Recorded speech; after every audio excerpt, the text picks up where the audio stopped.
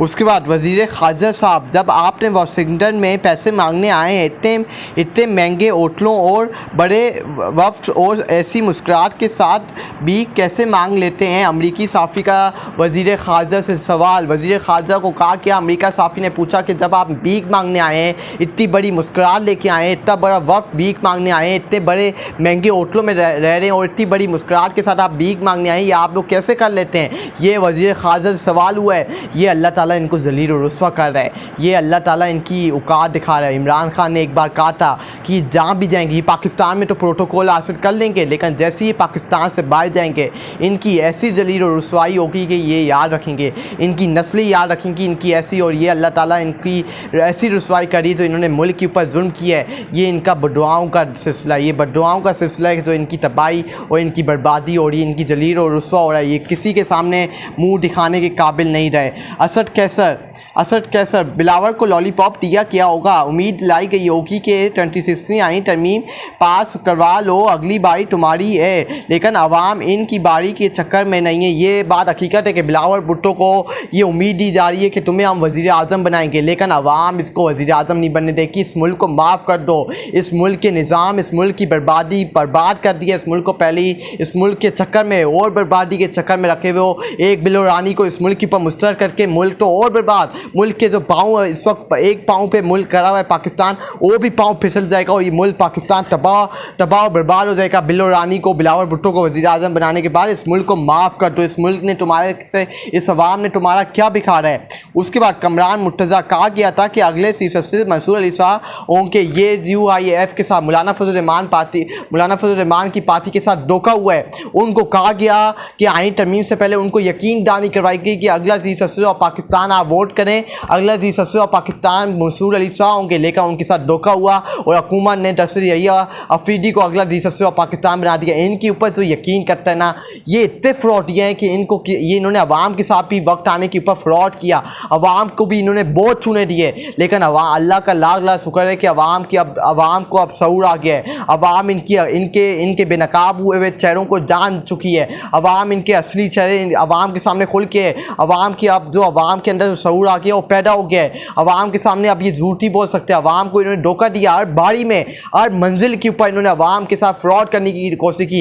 इनकी बातों पे यकीन करना है, इसका मतलब यजीदियत को कबूल करना है, यजीदियत के सामने अपना सर झुकाना। अगर इनकी बातों में अगर कोई आ जाए, इनकी बातों में आ जाने का मतलब कि आपने किसी पागल की बात सुन ली है, किसी पागल के पीछे आप पड़ गए हो, इनकी बातों का ये मतलब है इनकी बातों में कोई भी ना आए। ये इतने बड़े फ्रॉडिया, इतने बड़े ये चूना है कि ये सिर्फ आवाम के साथ सिर्फ फ्रॉड करते हैं, ये लोगों के साथ सिर्फ फ्रॉड और चूना और झूठ बोलते हैं। असद कैसर अगर काजी फैसल ना उठा तो ये 26वीं आईन तरमीम मंजूर ही ना करवा सकते थे। ये बात हकीकत है कि अगर ये आईन तरमीम, अगर ये काजी फैसल ना उठा तो ये इनका बाप भी कब्र से उठ के ये आईन तरमीम 26वीं आईन तरमीम पास नहीं करवा सकते थे।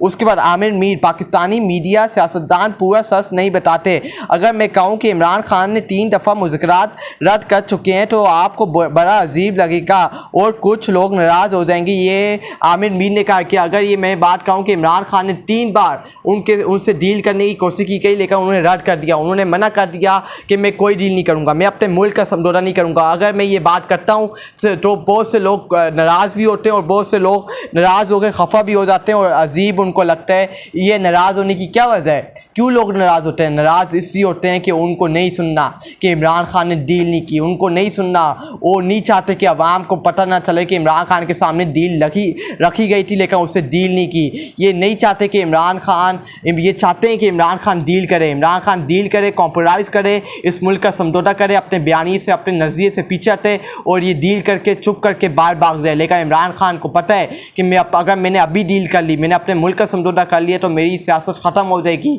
जो मैंने जिद्दोजहद की थी पिछले 27 सालों के अंदर, वो सारी मेहनत के ऊपर मेरा पानी फिर जाएगा।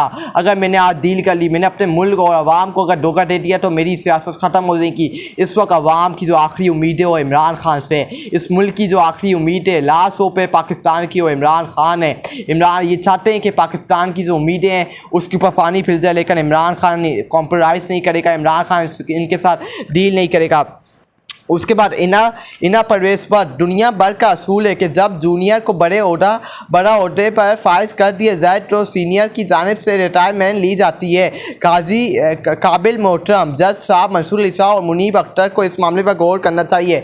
मैं भी बड़े इत्तराम के साथ इना परवेज बस से पूछना चाहता हूँ कि ये भी दुनिया भर का असूल है कि कोई हुकूमत फॉर्म 47 के ऊपर हुकूमत नहीं बनाती, कोई अवाम के मैंडेट के ऊपर चापा मार के डाका मार के हुकूमत नहीं बनाती। ये भी दुनिया भर में असूल है। दुनिया भर में ये भी असूल है कि किसी की माए बहनों के ऊपर हमला नहीं किया जाता, किसी को डरा धमका के आईनी तरमीम पास नहीं करवाई जाती, किसी की अदलिया के ऊपर हमला नहीं किया जाता। ये भी कोई दुनिया भर में असूल है। इंसानी हकूक भी असूल है, ह्यूमन राइट का भी असूल है। सिर्फ ये असूल नहीं है कि कोई सीनियर जज के ऊपर आ जाए तो उसको रिटायरमेंट लेनी चाहिए। आप पहले अपने घरोबानों में देखें, आप लोग पहले अपने आप को सही करें, दूसरों को बाद में आप फरमाइशें देना, दूसरों को बाद में आप तरबियत देना। पहले अपनी तरबियत अपना किबला दुरुस्त करें। उसके बाद नवाज शरीफ का लंदन पहुंचे पर सेम के नारे, ये मैंने आपको बताया है कि इमरान खान ने एक बार कहा था कि जहाँ भी जाएंगे पाकिस्तान में तो ये प्रोटोकॉल ले लेंगे, लेकिन जहाँ ये पाकिस्तान से बाहर जाएंगे, किसी भी मुल्क जाएंगे, ये इनको इतनी जिल्लत का सामना करना पड़ेगा कि अवाम, क्योंकि ये बाहर प्रोटोकॉल नहीं ले सकते, बाहर ये अवाम के मुँह, बाहर लोगों को उठा धमका के डरा धमका के उनके मुँह बंद नहीं करवा सकते, क्योंकि बाहर के लोग, बाहर के जो ममालिक हैं वो इंसानी हकूक़, अवाम के लोगों के इंसानी हकूक़ का तहफ़्फ़ुज़ करते हैं, उनकी यकीन दानी करवाते हैं, उनके मुंह बंद, उनको डराया धमका नहीं सकते, इसलिए ये बाहर जाके कुछ ही कर सकते हैं, इनके पास कोई कंधे नहीं होते और ये जलील और रुस्वा होंगे। इस दुनिया में भी जलील और रुस्वा होंगे और आखिरत में भी जलील और रुस्वा होंगे, क्योंकि जो इन्होंने इस मुल्क के साथ किया है, इस मुल्क की इनको आने वाली नस्लें, ये तारीख इनका पीछा करेगी और आने वाली नस्लें कभी इनको माफ़ नहीं करेगी। असनाद मलिक, सीर ससी अय्या अफरीदी का अपना कोई एजेंडा नहीं है। सुप्रीम कोर्ट के जज की जहाँ अक्सियत हो की वहाँ अपना फैसला इस तरफ दे देंगे। बुशरा बीबी और मरियम नवाज में फ़र्क, बुशरा बीबी जैसे पूरी कौम इमरान खान से वफादारी पर प्यार करती है और मरियम नवाज जिसकी फ़रोनियत की वजह से पूरी कौम इससे नफरत करती है, ये फ़र्क है बुशरा बीबी और मरियम नवाज में। मरियम नवाज जो फ़रोनियत करती है, जो यजीदियत करती है, इससे पूरी कौम उससे नफरत करती है। बुशरा बीबी से इससे पूरी कौम प्यार करती है, उसने वफादारी दिखाई है, उससे वफादारी साबित करके दिखाई है। उससे कहा था कि बुशरा बीबी ने साबित किया है, उन्होंने कहा था जेल जाने से पहले कि मैं इमरान खान की ताकत बनूंगी, मैं इमरान खान की कमज़ोरी, और उन्होंने साबित करके दिखाया, उन्होंने फसादियत और जुल्म का मुकाबला करके दिखाया। और दूसरी तरफ मरियम नवाज मुल्क के अंदर से फसादियत जो जुल्म कर रही है अवाम, इससे अवाम उससे नफरत करती है, अवाम इनके चेहरे नहीं देखना चाहती, अवाम इनको दफ़ा और इस मुल्क से इनका वजूद इनको देखना ही चाहती है। अवाम इससे इतनी नफरत करती है कि इनकी औकात नहीं है कि अवाम के अंदर जाएँ, अवाम के अंदर इनकी औकात नहीं है कि ये अवाम के अंदर जाके एक जलसा करके दिखा दें, ये इनकी औकात है। अवाम इनको ना देखना चाहती है ना सुनना चाहती है, ये अवाम के सामने जाएँ, ये अवाम इनके इतने लपट चप्पर करेगी कि इनकी असल औकात इनके खुल के सामने आ जाएगी। उसके बाद अबीब अकरम, काजी फ़ाइसा वो शख्स थे जिनका सोना इनके जागने से बैठा था, इनका जज ना होने से बैठा था, इनका जाहिल इनके इल्म से बेहतर और इनकी खामोशी इनके कलाम से बेहतर थी। दी है कि इन जैसा शख्स भी जज ना बने, इनकी रुखसती पर मुबारकबाद कबूल करें, ये अबीब अकरम ने कहा। उसको आगे कंटिन्यू करें, हम काजी फ़ाइसा को जज समझ रहे थे, लेकिन वो जज नई फरीक थे, वो साबित वो जज नहीं थे बल्कि वो दुश्मन थे, और उन्होंने अपनी दुश्मनी नभाते हुए दस्तूर को तबाह कर डाला और अदलिया में मुदाखलत का रास्ता हमवार किया। इन्होंने हर उस शख्स पर दरवाज़ा बंद कर दिया जिसे इंसाफ देना किसी ताकतवर को गवारा नहीं था।